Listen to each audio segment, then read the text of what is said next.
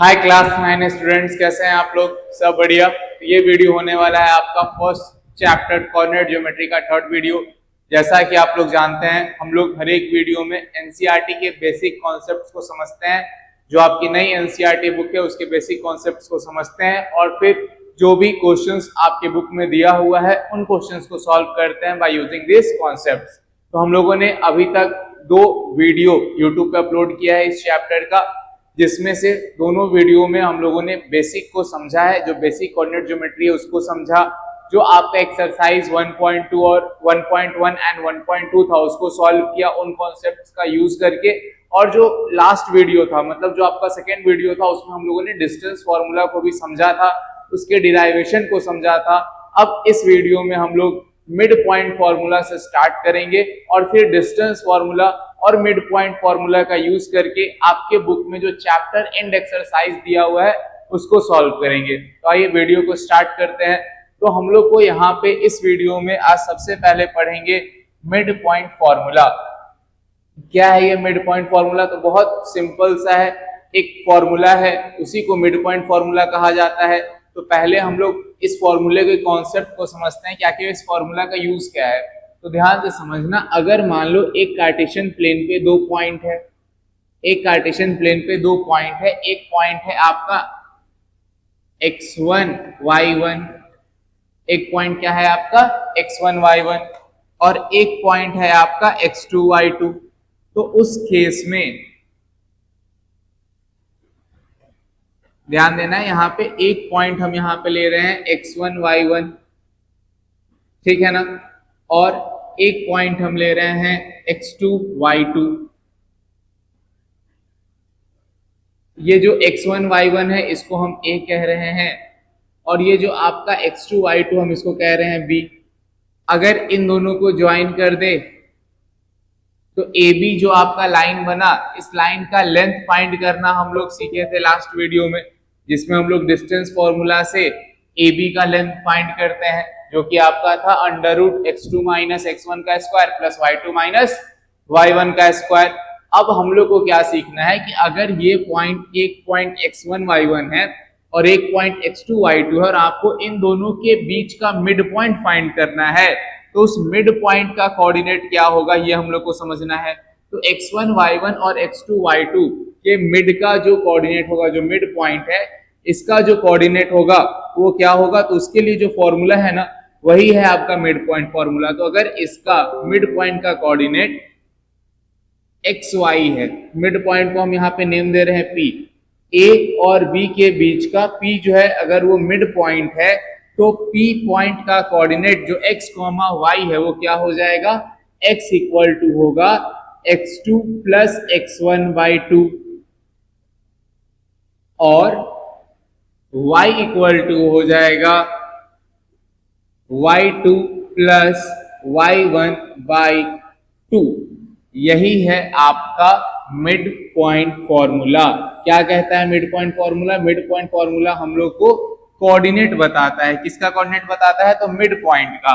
किसके mid point का? तो किसी भी 2 पॉइंट के बीच के मिड पॉइंट का कोऑर्डिनेट देता है क्या, मिड पॉइंट फॉर्मूला। बस आपको इतना ध्यान में रखना है कि अगर आपको कभी भी किसी भी 2 पॉइंट के बीच का मिड पॉइंट पता करना है या किसी भी लाइन का मिड पॉइंट पता करना है, देन आपको किस फॉर्मूला का यूज करना है, मिड पॉइंट फॉर्मूला का यूज करना है। Mid point formula mid point का कोऑर्डिनेट बताता है। तो अगर मान लो मिड पॉइंट का कोऑर्डिनेट है x, y, तो x इक्वल टू होगा x2 प्लस x1/2 और y इक्वल टू हो जाएगा y2 प्लस y1/2। तो आपको बस इतना ध्यान में रखना है। अब नेक्स्ट, मिड पॉइंट फॉर्मूला समझने के बाद आप लोग को एक बार फिर से डिस्टेंस फॉर्मूला रिवाइज करवा दे रहे हैं, क्योंकि यहाँ पे डिस्टेंस फॉर्मूला का भी यूज होगा। डिस्टेंस फॉर्मूला क्या कहता है कि अगर मान लो एक पॉइंट है जिसका कोऑर्डिनेट x1 y1 है और एक पॉइंट B है जिसका कोऑर्डिनेट x2 y2 है, अगर हम इन दोनों पॉइंट को ज्वाइन कर दें तो एक लाइन बनेगा AB। तो ये जो आपका AB लाइन बना, इस लाइन का जो लेंथ होगा वो डिस्टेंस फॉर्मूला से पता चलता है। ये क्या हो जाएगा, x2 माइनस x1 का square plus y2 minus y1 का स्क्वायर। तो हम लोगों ने अभी तक कोऑर्डिनेट ज्योमेट्री के बेसिक्स को समझा है, डिस्टेंस फॉर्मूला को समझा है, मिड पॉइंट फॉर्मूला को समझा है। अब इन तीनों का यूज करके हम लोग सॉल्व करेंगे चैप्टर एंड एक्सरसाइज। ये है आपका एंड ऑफ चैप्टर एक्सरसाइज जिसको हम लोग यहाँ पे सॉल्व करने वाले हैं। ये एक्सरसाइज आपके न्यू एनसीईआरटी बुक का है। अगर आप चाहते हो कि आपको डिटेल सॉल्यूशन एनसीईआरटी के एक्सरसाइजेस का मिले देन आप चैनल को सब्सक्राइब करो, जितना ज्यादा हो सके उतना ज्यादा शेयर करो ताकि हम लोग इस तरह के वीडियो आपके लिए टाइम टू टाइम लाते रहें। तो ध्यान देना, एक्सरसाइज को सॉल्व करना स्टार्ट करते हैं। हम लोग बिल्कुल बेसिक से समझेंगे चीजों को। तो सबसे पहला क्वेश्चन क्या कह रहा है? सबसे पहला क्वेश्चन कह रहा है what are the X coordinate and Y coordinate of the point of intersection of two axis. ठीक है, क्या कहा जा रहा है? What are the X coordinate and Y coordinate of the point of intersection of two axis. तो ध्यान से समझना है, जिस पॉइंट पे दोनों एक्सेस आपस में इंटरसेक्ट करता है। बहुत बेसिक सा क्वेश्चन है। अगर मान लो ये तुम्हारा एक्स एक्सिस है, अगर हम कह रहे हैं क्या ये आपका एक्स एक्सिस है और ये आपका वाई एक्सिस है, तो एक्स एक्सिस और वाई एक्सिस जहां पे इंटरसेक्ट कर रहा है, एक्स एक्सिस और वाई एक्सिस जहां पे इंटरसेक्ट कर रहा है, ये है आपका एक्स एक्सिस और ये है आपका वाई एक्सिस। तो दोनों एक्सिस जिस पॉइंट पे इंटरसेक्ट कर रहा है इस पॉइंट का कोऑर्डिनेट क्या होगा? इस पॉइंट का कोऑर्डिनेट होता है 0,0 जो कि आपका क्या है? ओरिजिन है ना। यही आपका फर्स्ट क्वेश्चन का आंसर हो जाएगा। तो फर्स्ट क्वेश्चन का आपका आंसर क्या हो जाएगा? 0,0। फर्स्ट क्वेश्चन का आपका आंसर क्या हो जाएगा? 0,0। आगे बढ़ते हैं। Point W has x coordinate equal to -5. Can you predict the coordinates of point H which is on the line W parallel to y-axis? Which coordinate can H lie in?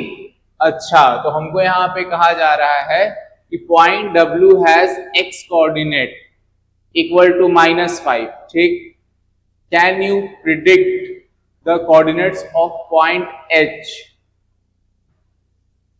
which is on the line through W?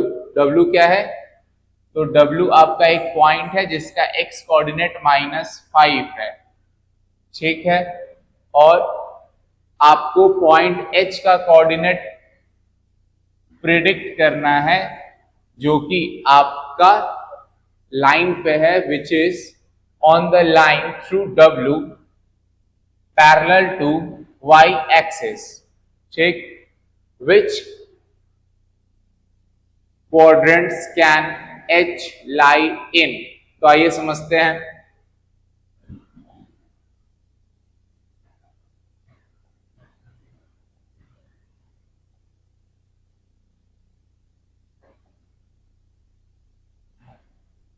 ध्यान देना है यहाँ पे आपके पास जो question कह रहा है ना, ये कहा जा रहा है,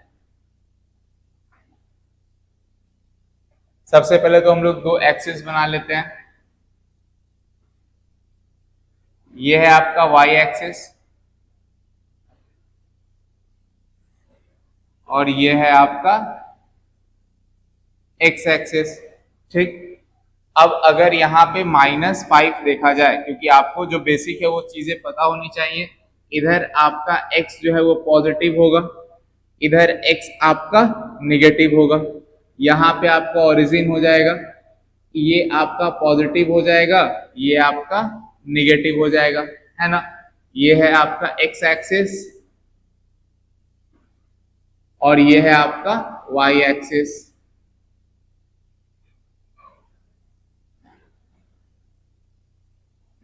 और ये रहा आपका y एक्सिस। ठीक, इतना बेसिक हो गया। अब इसके बाद देखते हैं क्वेश्चन को एक बार फिर से। The point W has x coordinate equal to -5। जो पॉइंट W है इसका x कोऑर्डिनेट -5 है, तो -5 कहां होगा?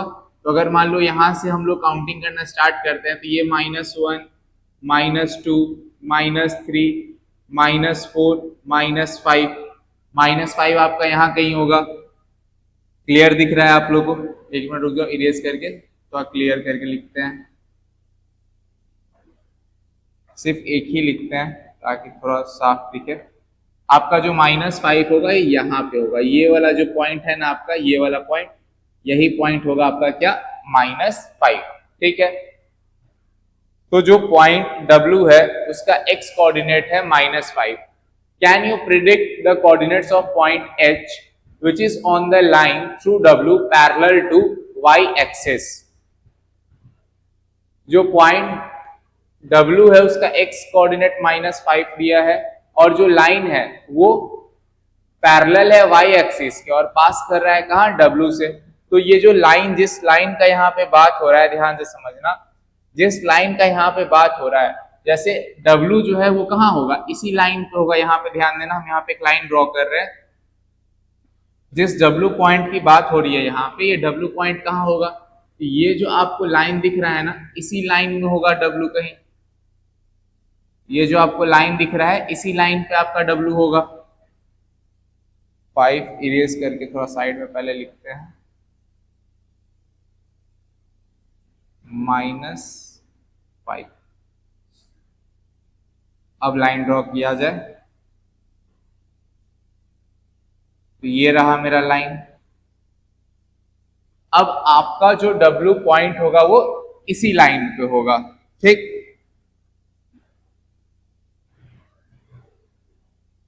Can you predict the coordinate of H which is on the line through W parallel to y axis? मतलब आपका जो पॉइंट H है वो, जो अभी हम लाइन ड्रॉ किए हैं ना, ये जो रेड वाला आपको लाइन दिख रहा है, इसी लाइन पे कहीं भी आपका H हो सकता है।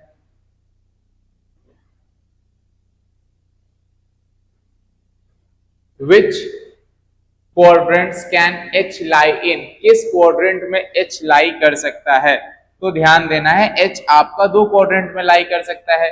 ये क्वाड्रेंट क्या होता है आपका ये क्वाड्रेंट होता है फर्स्ट क्वाड्रेंट, है ना। ये क्वाड्रेंट होगा आपका फर्स्ट क्वाड्रेंट, ये क्वाड्रेंट होगा आपका सेकंड क्वाड्रेंट, ये क्वाड्रेंट हो जाएगा थर्ड क्वाड्रेंट और ये क्वाड्रेंट हो जाएगा फोर्थ क्वाड्रेंट। तो आपका जो H है वो किस क्वाड्रेंट में लाई कर सकता है? तो आपका जो पॉइंट H है वो सेकंड क्वाड्रेंट में भी हो सकता है और वो थर्ड क्वाड्रेंट में भी हो सकता है। क्लियर है ना। और आपका जो कोऑर्डिनेट हो जाएगा H का वो क्या होगा, तो ध्यान देना है यहाँ पे, इसका आंसर हम लोग कैसे लिखेंगे, कोऑर्डिनेट ऑफ पॉइंट, कोऑर्डिनेट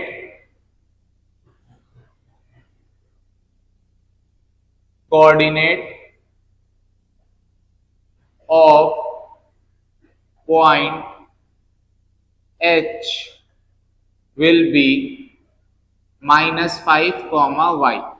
इसका कोऑर्डिनेट क्या हो जाएगा, -5, y। -5, y क्यों हुआ, क्योंकि जो तुम्हारा H है वो इस लाइन पे होगा।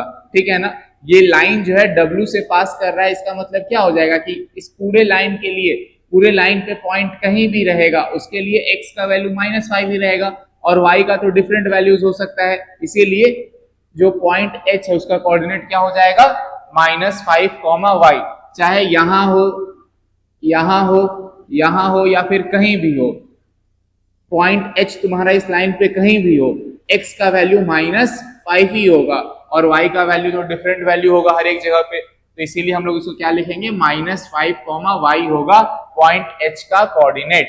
उसके बाद ध्यान देना है नेक्स्ट, ये किस क्वाड्रेंट में लाई कर सकता है, तो ये आपका 2 ही क्वाड्रेंट में लाई कर सकता है, quadrant second and quadrant third. तो ये आपका फर्स्ट पार्ट हो गया सॉल्यूशन का। सेकंड पार्ट क्या हो जाएगा, point H can lie in second and third quadrant. जो आपका पॉइंट H है वो 2 क्वाड्रेंट में लाई कर सकता है, एक सेकंड और एक third. Point H can lie in second and third quadrant, यही आंसर हो जाएगा। ये क्या लिखिए, ठीक है, समझ में आया क्वेश्चन। नेक्स्ट क्वेश्चन पे हम लोग आते हैं। अब आपका नेक्स्ट क्वेश्चन क्या कह रहा है, consider the points are 3,0, a 0, -2, m -5, -2 and p -5, 2. If they are joined in the same order, predict two sides of RAMP that are perpendicular to each other. One side of RAMP that is parallel to one of the axes. Two points that are mirror image of each other in one axis. Which axis will this be? Now plot the point and verify your prediction. तो इन सब questions को solve करने के लिए आपका basic बहुत अच्छे से क्लियर होना चाहिए, तभी आप इन सब क्वेश्चंस को सॉल्व कर पाओगे। तो आइए क्वेश्चन नंबर 3 को देखते हैं हम लोग। यहाँ पे आपके पास जो भी कोऑर्डिनेट्स दिया हुआ है ना, उसको हम लोग सबसे पहले क्या करेंगे, ग्राफ पे प्लॉट करेंगे। जो आपके पास पॉइंट आर का कोऑर्डिनेट दिया हुआ है 3,0, ए का कोऑर्डिनेट दिया हुआ है 0, -2, एम का कोऑर्डिनेट दिया हुआ है -5, -2 और पी का कोऑर्डिनेट दिया हुआ है -5, 2। इसको हम लोग सबसे पहले क्या करते हैं, ग्राफ पे प्लॉट करते हैं। तो आपको ऑर्डर को चेंज नहीं करना है, तो सबसे पहले हम लोग आर को प्लॉट करते हैं। तो आर जो है आपका क्या है 3,0। तो 3,0 कहने का मतलब क्या हो गया कि यहाँ पे आपका जो x है वो 3 है और जो y है वो क्या है 0 है। तो किसी भी पॉइंट का अगर y 0 है तो इसका मतलब क्या होता है, ये आपका कहाँ लाई करेगा, ये लाई करेगा आपका x एक्सिस पे। तो ये जो पॉइंट है यही आपका क्या होगा, यहाँ पे ये जो पॉइंट है यही पॉइंट आपका क्या हो जाएगा r। क्लियर है ना, ये जो पॉइंट है यही पॉइंट होगा आपका r था ना, r 3,0। ये पॉइंट है आपका r 3,0। क्लियर है।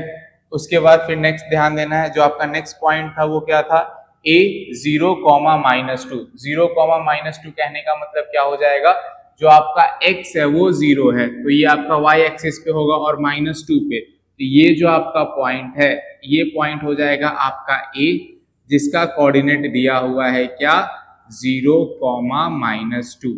तो r और a हम लोग प्लॉट कर लिए हैं। इसके बाद नेक्स्ट हमको प्लॉट करना है m का कोऑर्डिनेट है -5, -2। तो x -5 कहाँ है, यहाँ है, और y -2 कहाँ है, यहाँ है। तो ये पॉइंट आपका यहाँ पे आ जाएगा। तो ये पॉइंट हो जाएगा क्या m, जो कि क्या है आपका -5, -2। ठीक। उसके बाद फिर जो आपका नेक्स्ट पॉइंट है और लास्ट पॉइंट है वो p है, जो कि है आपका -5, 2 कहाँ जाएगा, तो ये पॉइंट हो जाएगा आपका -5, 2 कहने का मतलब x जो है वो -5 होगा और y जो होगा वो क्या होगा आपका 2 होगा। तो इसका नेम क्या है, ध्यान देना है, इसका नेम है p। ये पॉइंट आपका p है जिसका कोऑर्डिनेट है -5, 2। तो हम लोग एक काम करते हैं, इसको अच्छे से अरेंज करके थोड़ा लिखते हैं, क्योंकि स्टार्टिंग में हम लोग को पता नहीं होता है कि वैल्यू कहाँ जाना है, इसलिए इस तरह से लिख देते हैं। अब इस थोड़ा इसको अच्छे से अरेंज कर लिया जाए।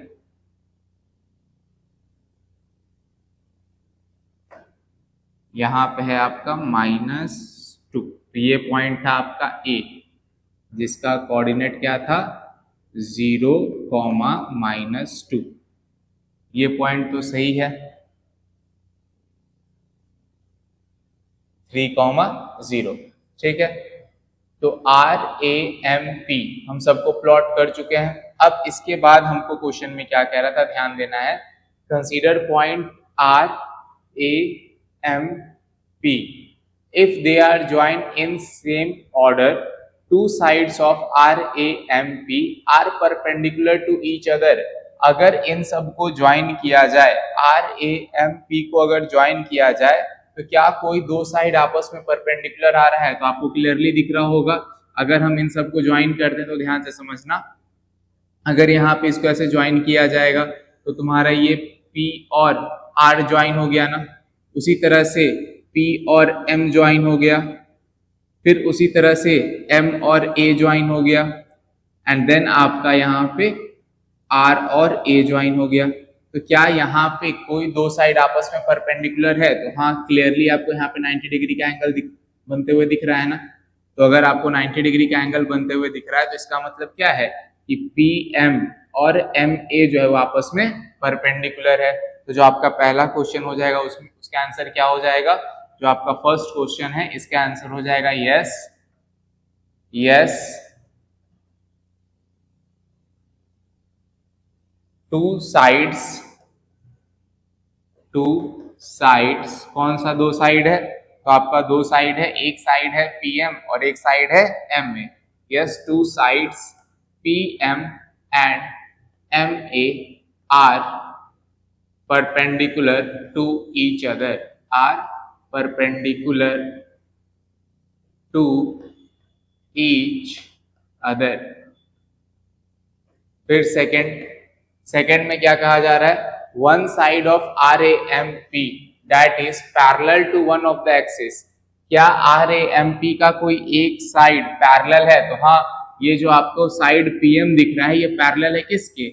Y एक्सिस के। तो हम लोग क्या लिखेंगे?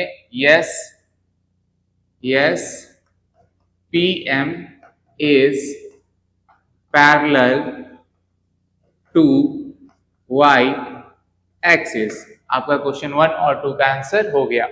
नेक्स्ट क्या कहा जा रहा है? Two points that are mirror image of each other in one axis, which axis will be this. देखो, मिरर इमेज कहने का मतलब क्या होता है, पहले इस कॉन्सेप्ट को थोड़ा सा समझ लो।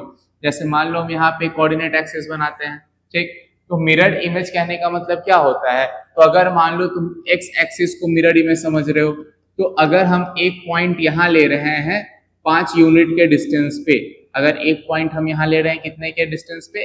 5 यूनिट पे, तो इसका जो मिरर इमेज बनेगा वो भी कितने के डिस्टेंस पे बनेगा? 5 यूनिट के ही डिस्टेंस पे बनेगा। क्यों? क्योंकि मिरर में जो इमेज डिस्टेंस होता है और ऑब्जेक्ट डिस्टेंस होता है वो क्या होता है? सेम होता है।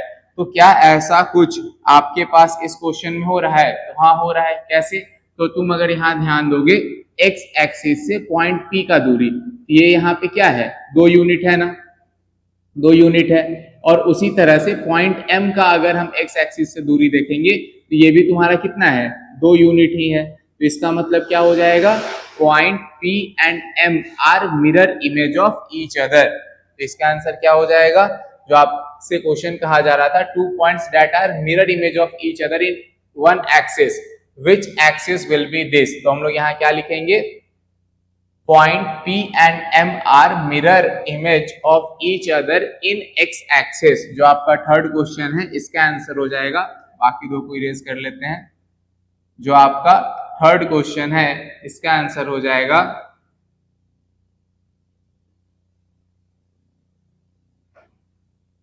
जो आपका थर्ड क्वेश्चन है इसका आंसर हो जाएगा point P and M are mirror image of each other in x axis। Clear है ना? अब नेक्स्ट हम लोग आते हैं क्वेश्चन नंबर 4 पे। क्वेश्चन नंबर 4 क्या कह रहा है? Plot point Z 5, on the Cartesian plane, construct a right triangle IZN and find the length of 3 sides। आपको यहाँ पे प्लॉट करना है एक पॉइंट Z 5, कार्टेशियन प्लेन पे एक राइट एंगल ट्रायंगल कंस्ट्रक्ट करना है, then line length of 3 sides find करना है। साथ में यहाँ ध्यान देना है, क्या कह रहा है? आंसर में differ from person to person. इसका मतलब ये है कि आप जो लेंथ है वो आपको खुद से डिसाइड करना है। तो ध्यान से समझना कैसे करेंगे। तो यहाँ पे आपके पास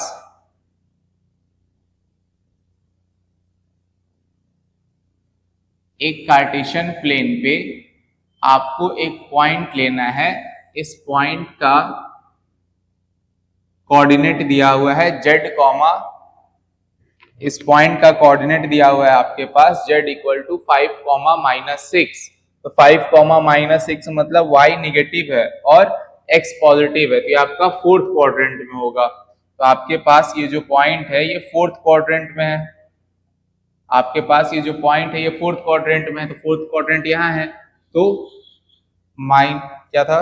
6, -5 था ना, 5, -6, मतलब x जो है वो 5 है, x जो है वो 5 है। और जो z है वो आपका माइनस y जो है आपका -6 है। तो ये पॉइंट आपका यहाँ कहीं होगा 5, -6, ये है पॉइंट आपका z। अब यहाँ पे हम लोग दो पॉइंट, कोई भी दो पॉइंट अपने मन से ले लो। जैसे एक पॉइंट z है, यहाँ वाले को हम I ले लेते हैं और 90 डिग्री बनना चाहिए आई जेड और जेड एन के बीच में, तभी ये आपका एक राइट एंगल ट्रायंगल होगा। तो ध्यान देना है, अगर यहाँ पे 90 डिग्री बन रहा होगा, अगर यहाँ पे 90 डिग्री बन रहा है तो x इसका भी क्या होगा 5 होगा। तो इसको हम लेते हैं 5, -2। और यहाँ पे ध्यान देना, अगर ये भी 90 डिग्री बन रहा है तो इसका भी जो y होगा वो क्या होगा -6 ही होगा। तो इसको हम ले लेते हैं क्या 2, -6। अगर इसको ऐसे ज्वाइन कर देंगे तो हम लोग के पास ये एक राइट एंगल ट्रायंगल बन गया। अब इस राइट एंगल ट्रायंगल में हमको इसके तीनों साइड का लेंथ फाइंड आउट करना है। तो अगर हम तीनों साइड के लेंथ को फाइंड आउट करेंगे तो आपका आई जेड लेंथ फाइंड करने के लिए डिस्टेंस फॉर्मूला का यूज करेंगे। डिस्टेंस फॉर्मूला क्या था? डिस्टेंस फॉर्मूला आपका था x2 - x1 का स्क्वायर प्लस y2 - y1 का स्क्वायर। तो x2 - x1 का स्क्वायर क्या हो जाएगा? x2 - x1 का स्क्वायर हो जाएगा आपके पास, किसी एक को भी x1 y1 मानोगे और किसी दूसरे को x2 y2 मानोगे तो उससे कोई दिक्कत नहीं है। तो हम लोग यहाँ लिखेंगे क्या 5 - 5 का स्क्वायर प्लस -6 - -2 का स्क्वायर। ये आपका हो जाएगा क्या √0 का स्क्वायर प्लस -6 प्लस 2 का स्क्वायर। तो अगर इसको सॉल्व किया जाएगा तो 0 का स्क्वायर तो 0 ही हो जाएगा, ये हो जाएगा -4 का स्क्वायर, तो ये √16, तो इसका वैल्यू आ जाएगा 4 यूनिट। एक साइड का लेंथ क्या आ गया आपका 4 यूनिट। जिस तरह से हम लोग आई जेड का लेंथ फाइंड किए उसी तरह से अब जेड एन का लेंथ फाइंड करेंगे। तो जेड एन इक्वल टू क्या हो जाएगा? जेड एन इक्वल टू हो जाएगा √x2 - x1, तो 5 - 2 का स्क्वायर प्लस -6 -6 का स्क्वायर, y2 - y1 का स्क्वायर। ये हो जाएगा आपका क्या √5 - 2, 3 का स्क्वायर प्लस -6 + 6 का स्क्वायर। ये हो जाएगा आपका √3 का स्क्वायर 9 और प्लस 6 - 6 0, तो 0 का स्क्वायर। ये हो जाएगा √9, तो ये आएगा आपका 3 यूनिट। जिस तरह से हम लोग 2 का फाइंड किया उसी तरह से थर्ड का फाइंड करेंगे। जेड एन और आई जेड हम लोग के पास आ चुका है। अब नेक्स्ट हम लोग फाइंड करेंगे आई एन का। तो आपका आई एन क्या हो जाएगा? आई एन हो जाएगा आपका आई एन, ये हो जाएगा आपका √5 - 2 का स्क्वायर प्लस -2 -6 का स्क्वायर। ये हो जाएगा आपका 3 का स्क्वायर प्लस -2 + 6 का स्क्वायर। 3 का स्क्वायर हो जाएगा 9 प्लस 4 का स्क्वायर। ये हो जाएगा 9 + 16 √25, तो ये आ गया आपका 5 यूनिट। ये जो पॉइंट हम लोग यहाँ पे कंसीडर किया है ना आई और एन, आप इसको खुद से कुछ भी कंसीडर कर सकते हो, इसीलिए आंसर जो क्वेश्चन था वहीं पे लिख दिया था क्या आंसर में vary from person to person. वो पॉइंट आपको खुद से लेना है, बस ध्यान देना है कि परपेंडिकुलर रहना चाहिए। कौन परपेंडिकुलर रहना चाहिए? परपेंडिकुलर रहना चाहिए आई जेड और जेड एन। जब आई जेड और जेड एन अगर परपेंडिकुलर रहेगा तो एक्स का जो वैल्यू यहाँ होगा वही वैल्यू यहाँ पे होगा, और z का जो यहाँ पे y का जो वैल्यू है वही सेम वैल्यू यहाँ भी रहना चाहिए। ठीक, बस इतना ध्यान रखना है। नेक्स्ट क्वेश्चन पे आते हैं हम लोग। अब नेक्स्ट क्वेश्चन जो है आपका नेक्स्ट क्वेश्चन क्वेश्चन नंबर 5 है। इसमें क्या कह रहा है? What would a system of coordinates be like if we did not have negative numbers? Would this system allow us to locate all the points on a 2D plane? तो यहाँ पे क्या कह रहा है कि अगर कोऑर्डिनेट में निगेटिव नंबर ना हो तो क्या हम लोग सारे पॉइंट को 2D प्लेन पे लोकेट कर सकते हैं। मतलब हम जो भी कोऑर्डिनेट सिस्टम पढ़ते हैं उसमें क्या होता है, x का 2 वैल्यू होता है पॉजिटिव और निगेटिव, y का भी 2 वैल्यू होता है पॉजिटिव और निगेटिव। तो अगर सिर्फ आपके पास पॉजिटिव वैल्यू हो तो क्या हम लोग हर एक पॉइंट को लोकेट कर सकते हैं 2D प्लेन में? तो जाहिर सी बात है नहीं, क्योंकि आपको जो पॉइंट है, अगर आप किसी भी चीज को लोकेट कर रहे हो तो एक दूसरे के रिस्पेक्ट में लोकेट करते हो। जैसे अगर मान लो आपको बताना होगा, जो हम लोग पढ़ते हैं ना कि अगर मान लो जो आपका माउंटेन है, तो माउंटेन है तो क्या होगा, वो ऊपर जा रहा है तो यहाँ पे तो आपको पॉजिटिव प्लस में जाना होगा, है ना।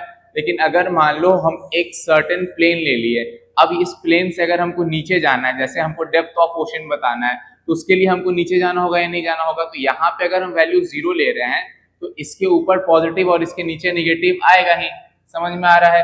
तो विदाउट पॉजिटिव और निगेटिव के ये चीज बता पाना पॉसिबल नहीं है। तो हम लोग डायरेक्ट क्या लिखेंगे, what would a system of coordinate be like if we did not have negative numbers? तो अगर negative numbers नहीं होगा then we will not able to trace all the points, and would the system allow us to locate all the points on a 2D plane? No, it will not allow us to locate all the points on a 2D plane. Next आते हैं question number 6 पे। Question number 6 क्या कह रहा है, question number 6 आपको कह रहा है are the points m -3 -4 a 0, g 6, 8 on the same straight line. Suggest a method to check this without plotting and joining the points. अब यहाँ पे ध्यान देना है, आपको क्या कह रहा है, बिना प्लॉट किए और बिना ज्वाइन किए आपको बताना है कि तीनों पॉइंट जो है वो आपका सेम स्ट्रेट लाइन पे लाई करेगा या नहीं करेगा। तो ध्यान देना कैसे इसको सॉल्व करेंगे। तो हम लोग को यहाँ पे बिना ज्वाइन किए बताना है ना, तो ये जो बेसिकली जिस कॉन्सेप्ट पे ये क्वेश्चन है ना, वो कॉन्सेप्ट होता है आपका कोलिनियर पॉइंट्स का। क्या है ये कॉन्सेप्ट आपका, कोलिनियर पॉइंट्स। क्या होता है कोलिनियर पॉइंट्स, तो बहुत सिंपल है, ध्यान से समझना। अगर दो या दो से ज्यादा पॉइंट सेम स्ट्रेट लाइन पे लाई करेगा, क्या, if 2 or more than 2 points lies on a same straight line, जैसे पॉइंट A हो गया, पॉइंट B हो गया और पॉइंट C हो गया, ये तीनों आपका सेम स्ट्रेट लाइन पे लाई कर रहा है ना, देन हम लोग यहाँ पे A, B एंड C को कोलिनियर पॉइंट्स कहेंगे।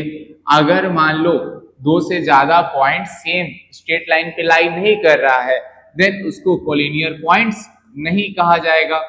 जैसे अगर मान लो हम यहाँ बनाएंगे पॉइंट A, यहाँ बनाएंगे पॉइंट B और यहाँ बनाएंगे पॉइंट C, तो यहाँ पे एक स्ट्रेट लाइन पे तीनों को ला पाना पॉसिबल नहीं है, इसीलिए A, B, C जो है वो क्या होगा, कोलिनियर होगा।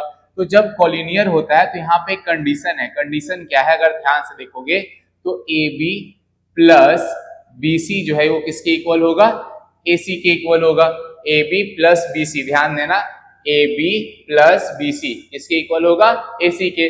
जैसे एग्जांपल के तौर पे मान लो अगर हम तुमको कहेंगे AB जो है वो 3 यूनिट्स का है, जो BC है वो 4 यूनिट्स का है। अगर अब हम तुमसे कहेंगे बताओ AC कितने का होगा, तो तुम 7 कहोगे या नहीं कहोगे, AC कितने का हो जाएगा, सर AC हो जाएगा 7 यूनिट्स का। इसका मतलब क्या हुआ, इसका मतलब ये हुआ कि जो AC है वो AB प्लस BC होगा। यही कॉन्सेप्ट हम लोग यहाँ पे अप्लाई करेंगे विदाउट प्लॉटिंग और ट्रेसिंग। अगर हमको चेक करना है तो उसके लिए हम यही कॉन्सेप्ट अप्लाई करेंगे। तो आपको यहाँ पे क्या करना होगा, आपको यहाँ पे तीनों लेंथ फाइंड करना होगा।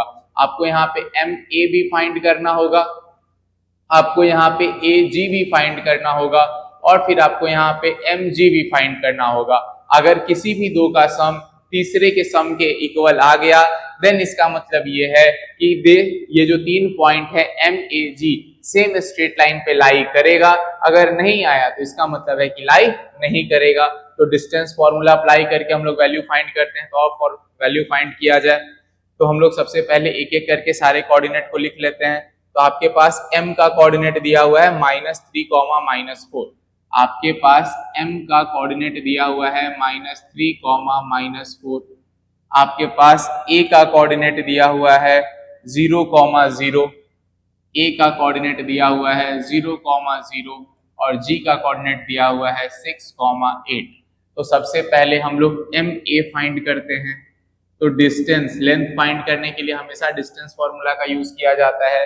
तो एम ए इक्वल टू हम लोग लिखेंगे x2 माइनस x1 का square plus y2 minus y1 का स्क्वायर। तो ये आपका हो जाएगा -3 माइनस 0 का स्क्वायर प्लस -4 माइनस 0 का स्क्वायर। ये हो जाएगा आपका अंडर रूट -3 का स्क्वायर प्लस -4 का स्क्वायर। ये हो जाएगा आपका 9 प्लस 16 अंडर रूट 25। तो ये हो जाएगा आपका 5 यूनिट्स। ये हो जाएगा आपका क्या 5 यूनिट्स। क्लियर है ना। उसी तरह से अब ए जी लिखते हैं। ए जी आपका क्या हो जाएगा अंडर रूट ए जी हो जाएगा आपका अंडर रूट 0 माइनस 6 का स्क्वायर प्लस 0 माइनस 8 का स्क्वायर। ये हो जाएगा आपका -6 का स्क्वायर प्लस -8 का स्क्वायर। ये हो जाएगा आपका 36 plus 64 under root 100। Under root 100 कहने का मतलब 10 यूनिट्स आ गया क्या एजी। उसी तरह से अब नेक्स्ट हम लोग फाइंड करेंगे क्या एमजी।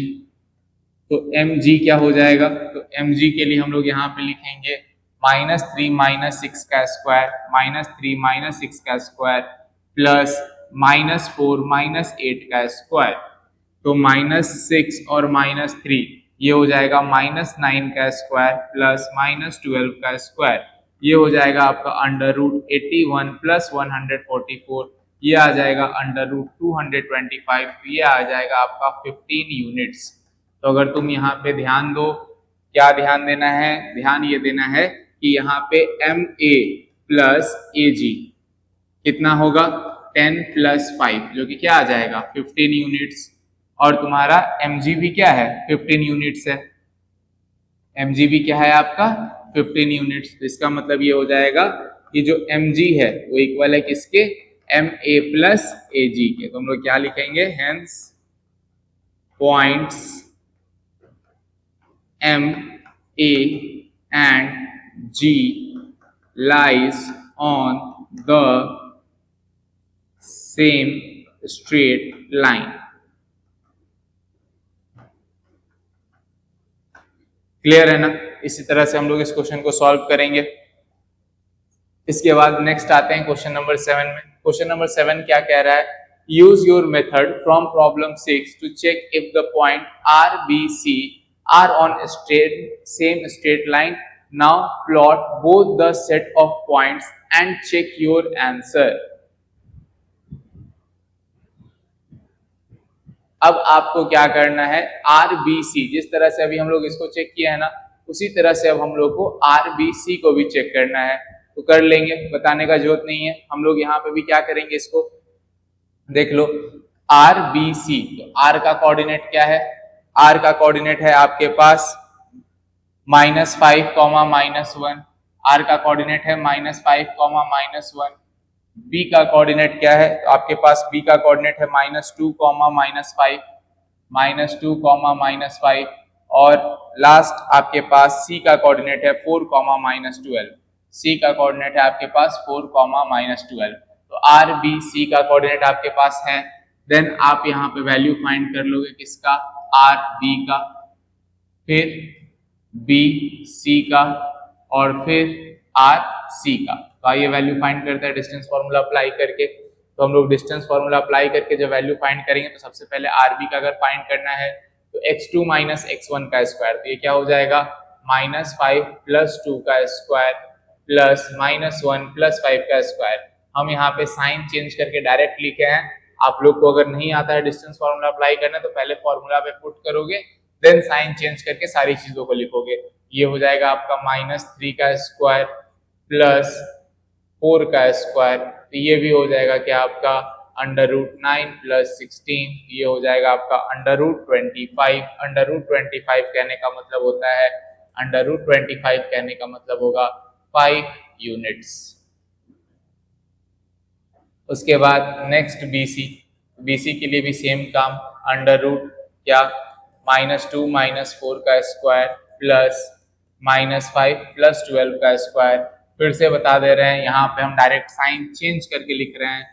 जो आपका बेसिक फॉर्मूला है डिस्टेंस फॉर्मूला वो क्या है, x2 माइनस x1 का square plus y2 minus y1 का स्क्वायर। अब यहाँ पे ये नहीं कि सर यहाँ प्लस लिख दिए हैं तो फॉर्मूला चेंज कर दिए, ऐसा नहीं है, हम साइन चेंज करके डायरेक्ट वैल्यू लिख रहे हैं, ठीक ना।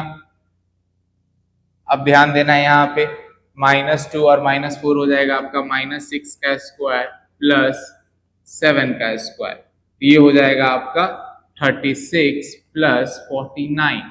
36 प्लस 49 कितना हो जाएगा, ये हो जाएगा आपका 85। ये हो गया आपका √85। सब कैलकुलेशन वगैरह सही है ना, एक बार चेक कर लिया जाए। BC लिखा गया है -2 -4 -5 प्लस 12, ठीक है। उसके बाद नेक्स्ट हम लोग को क्या लिखना है, नेक्स्ट हम लोग को अब लिखना है RC। तो RC लिखा जाए, RC इक्वल टू क्या हो जाएगा, √-5 -4 का स्क्वायर प्लस -1 प्लस 12 का स्क्वायर। तो ये हो जाएगा आपका √-9 का स्क्वायर प्लस 11 का स्क्वायर। ये हो जाएगा √81 प्लस 121।